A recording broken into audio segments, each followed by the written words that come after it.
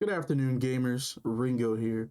For the last couple of days, I've been watching on Twitter people talk about Wolverine and Magic and Danger gameplay with new videos that have actually been coming out showing more about what those characters can actually do when they get their offense, when they get their pressure started, and the characters look really cool. But a lot of people have been talking about how strong or weak these characters might actually be and how things on the surface might not be what they are. And it got me thinking about the last beta. During the last beta, people gravitated towards Ghost Rider and Spider-Man because they were highly anticipated and weren't available during the first one. And it was shown that those characters were very powerful. So that got me thinking, and I realized that I wanted to make a small video talking about what characters I think people should watch out for when Tokon fully releases, whether it be because that character has a particularly powerful assist, or because I think that that character is really strong as an active character. Not only that, but because of the new gameplay changes shown in the recent video that I posted, some of these characters have a lot of implications in their gameplay that make them a lot stronger than they already were in the first beta. So, without further ado, let's get into it.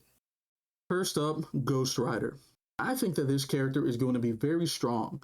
Between his unique trait and how he's allowed to cancel moves that lower the levels of the gauge into other specials so that he can have specific combo routes that let him build specific amounts of gauge if labbed well enough, and the fact that his normals are incredibly long and yet can compete in terms of frame data with a lot of the cast, I think that this character can come out on release incredibly strong. One of the strongest parts of his kit is I think that the character had a little bit of difficulty accessing in the beta due to how combos worked. However, with these new gameplay changes, I think will put him in a very comfortable spot, will be his down special, which for people who might be a little bit more new to fighting games, for the past few years, any move that looks like this has just been colloquially called a flame carpet. The specific gameplay change that I think will make this move really strong is the fact that supers no longer change the stage scene.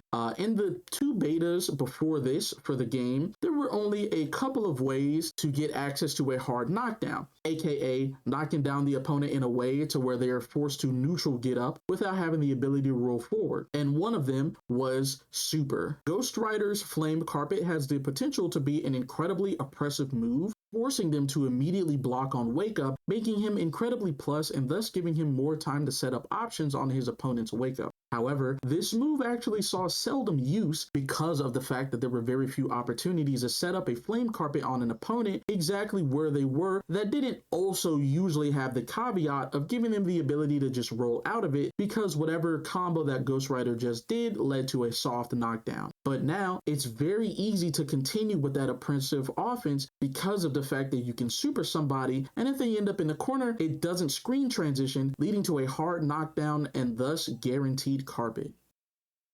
The second is Storm.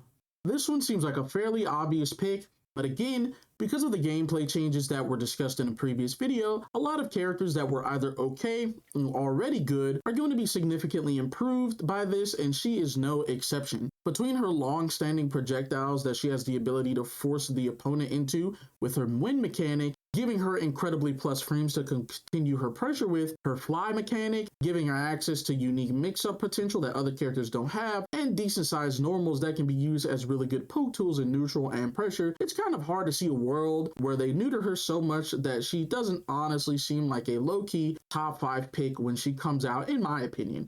She might take a little more work than other characters to give to, and might have a skill floor with an even higher skill ceiling, but this character has so many tools on offense and a reversal for defense that she has pretty much everything you could possibly need to lock someone down solo. The number one tool of hers that I think is going to see the most success in the creating oppressive offense is going to be her Ice Cube.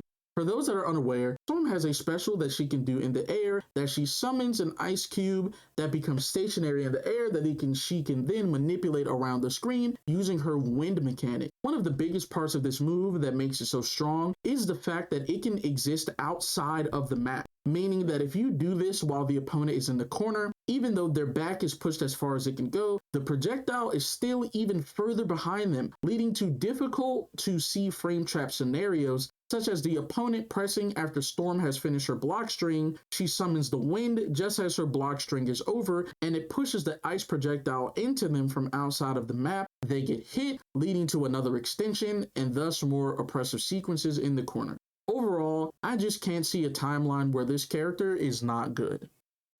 Third is Dr. Doom. Delayed orbital laser with pressure. Not unlike hidden missiles, projectiles that can cancel into themselves for mid-screen combo extensions or pressure, incredible zoning and anti-zoning capabilities in the vein of a shield that acts like an Aegis reflector. And on that note, you can combo with the Aegis reflector shield, an incredibly plus on block version of a special in the form of the giant electricity zap she places in front of him, plus frames on his normals, good normals so that he can contest in the scramble, a teleporting dash that has incredible backdash range, and crosses up with the forward version so that he has mix-up potential, and because it teleports, it dodges projectiles. There's very little that this character does not have. Not only is he incredibly saucy, but the character has a plethora of tools that allows him to exist perpetually in point with very little issue, allowing you to choose whether or not you want to kite and play around the opponent, or keep them in heavy pressure, waiting for the opponent to allow themselves to get opened up,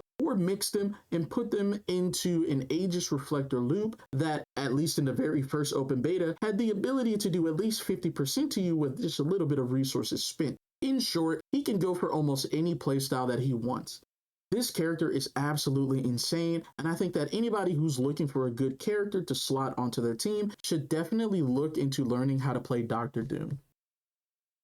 Last but not least is Eric Brooks. I mean, this guy is just absolutely insane. Between being a daywalker, one of the leaders of the Midnight Suns with the strength to take down Lilith in her entirety, massive zoning potential with his gun, insane mix-up potential by being blindingly fast, and because he's a vampire, he's got super strength, so you know that his combos are going to hit hard.